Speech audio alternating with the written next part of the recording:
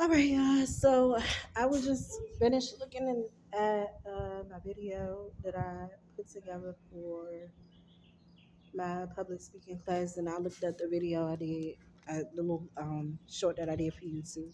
So a lot of y'all, I told y'all that I would eventually do story times on when I was a stripper. Um, I think I'm gonna start by just saying like what my upbringing was. So it was y'all don't will probably do know. Like I was adopted into another family.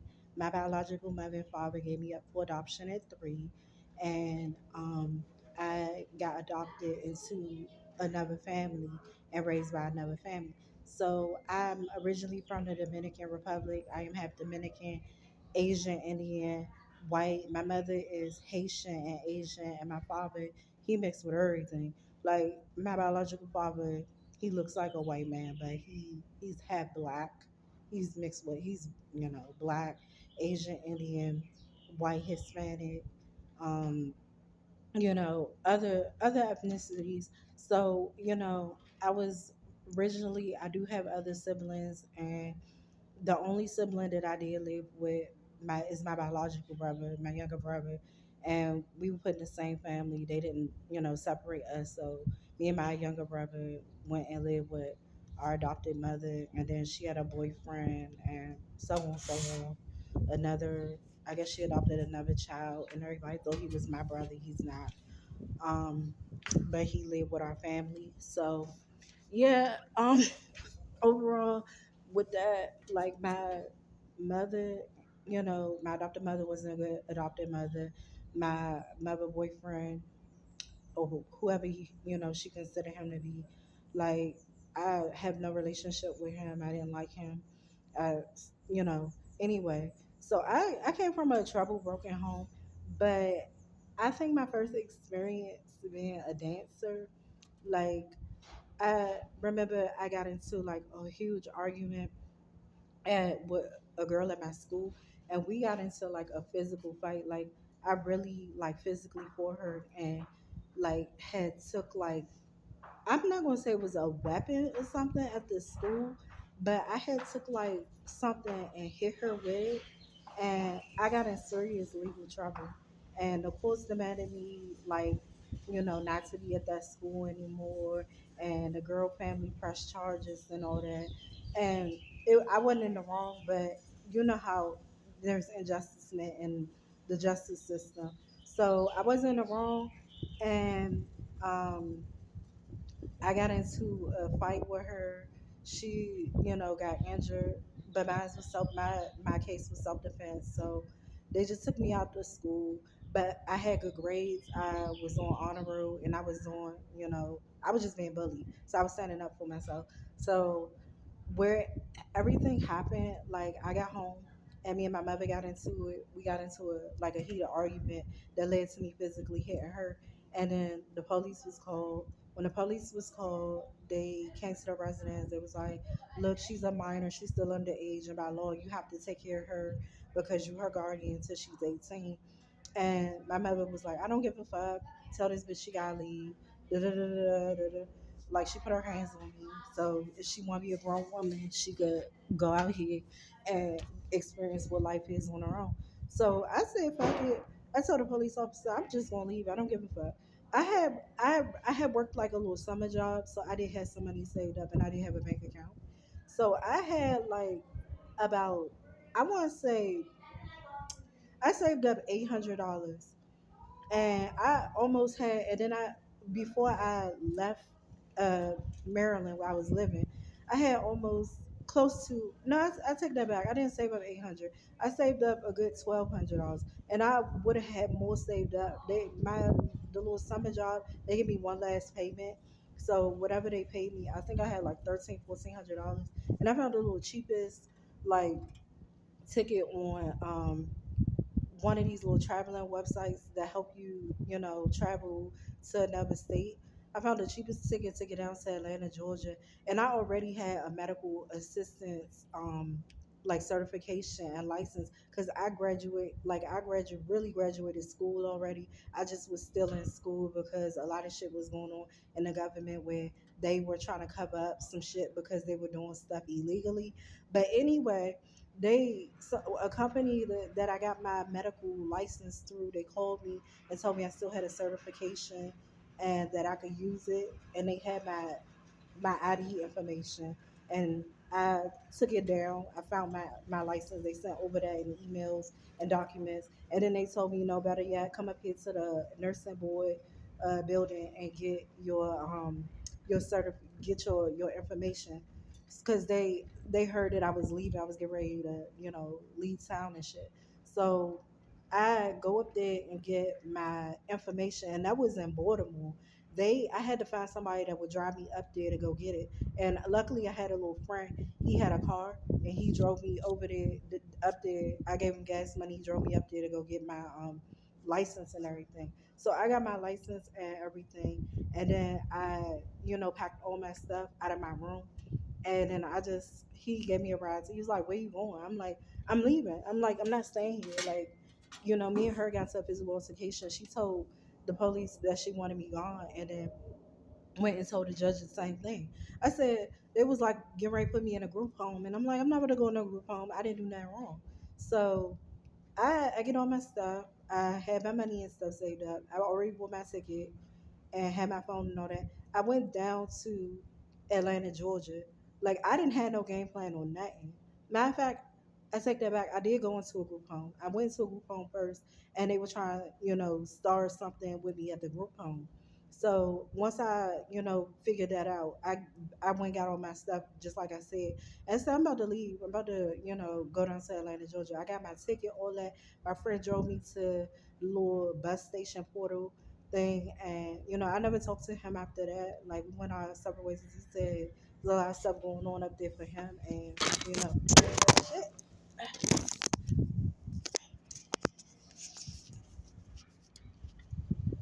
Sorry, y'all. My phone fell. I'm trying to relax my legs and all that. But anyway, like like I was saying, so he had a lot of stuff going on too as well. So we never talked to each other after that.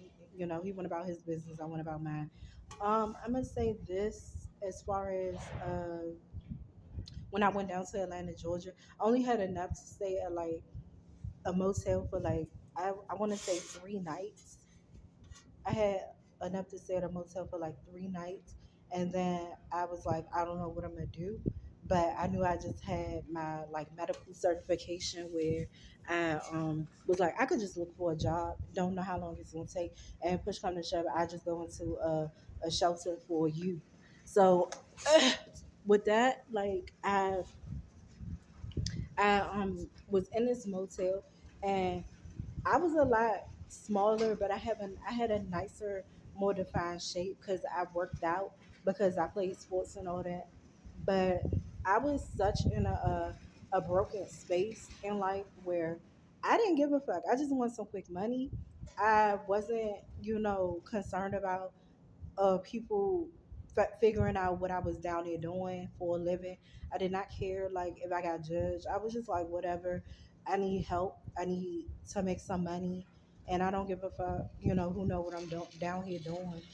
And at first, I was applying, just applying for jobs and stuff. And like a few did call me back, and they was like, "We only accept the applications," or they interviewed me and said, "We'll call you if you meet the requirements." Just bullshit type shit. And then, um, and then like a few offered me the position, but it was far, and I really didn't know my way around Atlanta, Georgia, because the state of Georgia is big. So um, it was one of those things where, I was like at a crossroads, but I wasn't discouraged because I still had some money saved up. And I said, okay, so let me try my hand at, something that is like considered nightlife. I was looking into bartender jobs. I think I looked on Craigslist or something like Backpage or something. And then I seen like they were hiring at a little popular nightclub for workers, but they were saying if you're looking for some attractive females that are interested in working as a dancer or bartender a hostess, other shit like that. And I was like, I never done this before. I could try my hand at it because I knew I was pretty and I had a nice shape. So I just took a chance and went in there. Um, like I didn't have a car, but I had the means of transportation to get around. So I went there. It was like, "Are y'all hiring?" And it was like, "Yeah, we looking for girls. Like, what position you looking for?" I'm like, "I don't know. I just want something that don't require me to do too much.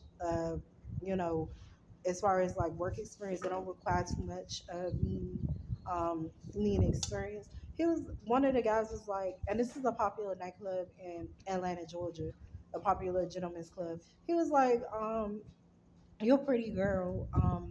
You should try your hand at dancing." I was like, "Oh hell no! I'm not about to be in here getting naked for a bunch of men, strange ass men and women I don't know." And I'm saying this in my head. I didn't say it out loud, but he saw like the way my face looked like. He was like, "Do you?" He started laughing. He's like, "Do you want a job?" I was like, "Yeah, I do, but I never danced before. Like, unless I'm at home in front of a mirror, am I going to be unclothed?" He was like, "Why did that matter?" He was like, "How old are you?" I lied. I really was about 17, going on 18, I believe. Or was I 15? No, I was 15. But I was lying about my age because I looked a lot older. I was 15 going on 16. And he was like, I was like 18. He was like, "You got any documented proof?" And I was so scared. Like, when I got my ID out and gave it to him, I was so scared. Like, he was going to be like, "Girl, get the fuck." But he just looked at the ID, he looked at me, and he stared at me. He was like, "All right, like I said, do you want to try your hand at being a dancer?" He's like, "You don't have to take your clothes off. You can just wear like, little cute like bikinis and stuff, something that's see through and all that." I was like, "Okay, as long as I don't have to get naked." And he was like, "All right, so when do you feel you can start your position? Because I'll hire you off the strength alone of how pretty you are and how you look." I was like, "I could start like this weekend or tonight." Like, he said auditions is like gonna be this Thursday, I think. The auditions for open poll or like whatever the the auditions is to get a job at the club. He was like, "It's gonna be this Thursday." So I didn't have that much, but I was pulling like money out of my savings. I went to like my local little beauty and supply and found some like a cute little lace front wig, and I knew how to do my hair. I found some makeup. I found some like inexpensive cute little club outfit and some heels because he told me I need to come like already dressed, and my personal care need to be personally taken care of before I get there. I need to be well groomed and pretty for my audition. So when I did, when I showed up, because I called a cab up there. When I showed up and I auditioned, like I did really good. I was nervous, but I was high. I went backstage. I met a female. Really, I met a female like that helped me out because I didn't know what was going on. I didn't know what to do. So the female that worked there, she was some pretty light skinned chick that had some big boobs and a big butt and a nice little midsection. And she, knew like I was new and I didn't know, what I was doing, what was going on. So I'm not gonna say she took me under her wing, but she prepared me for a lifestyle that I didn't, know if I would make it in. But she told me the ins and outs and said you can either sink or you can either swim, and which one you want to do. Because this is one of those life or death situations where you make money off of your looks, you make money off of how hard you grind. And my situation was serious, so I was like, yeah, I'm going to do what I need to do because I just gotta make money. I'm not about to be out here broke. So like, she took me, under her wing. If that's what, people would say that is. And I did learn some things from her, but I also knew she wasn't a good friend or somebody I can define in like, you're my sister. She was more of a, here to either influence you to do real bad and fuck up your life. I'm here to influence you to do something with yourself and you can make a living off of the money you making and go on to other things. And around that time, I also um, felt like had an interview. I still had an interview for like a medical assistant job. It was like during the day, like the wee hours of the day. I believe that was like 6 to 11 or 1. I think it was 6 a.m. to 1.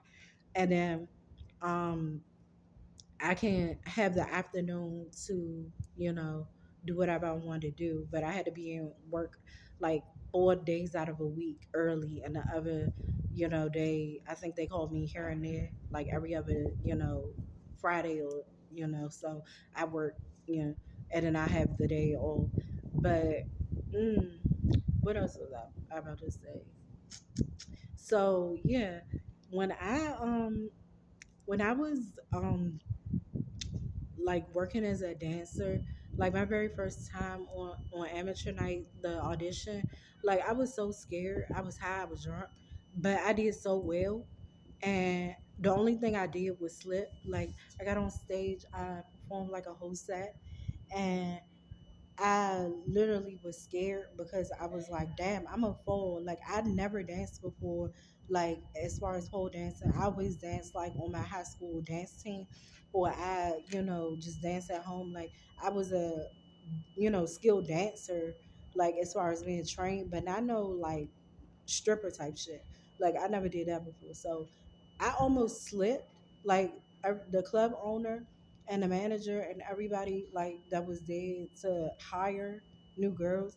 I nearly like slipped. Like I did well. I was dancing, and then I nearly like slipped off of the fucking pole, like literally.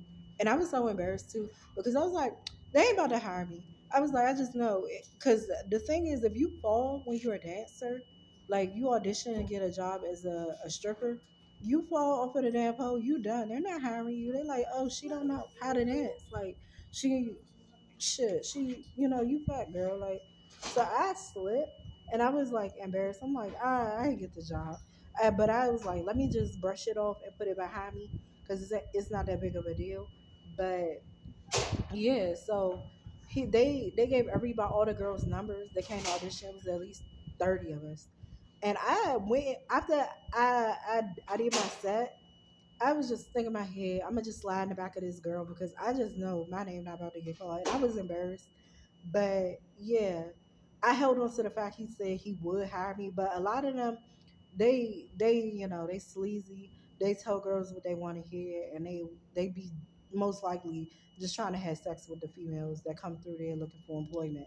But I held on to it, but I was like, I ain't getting this job.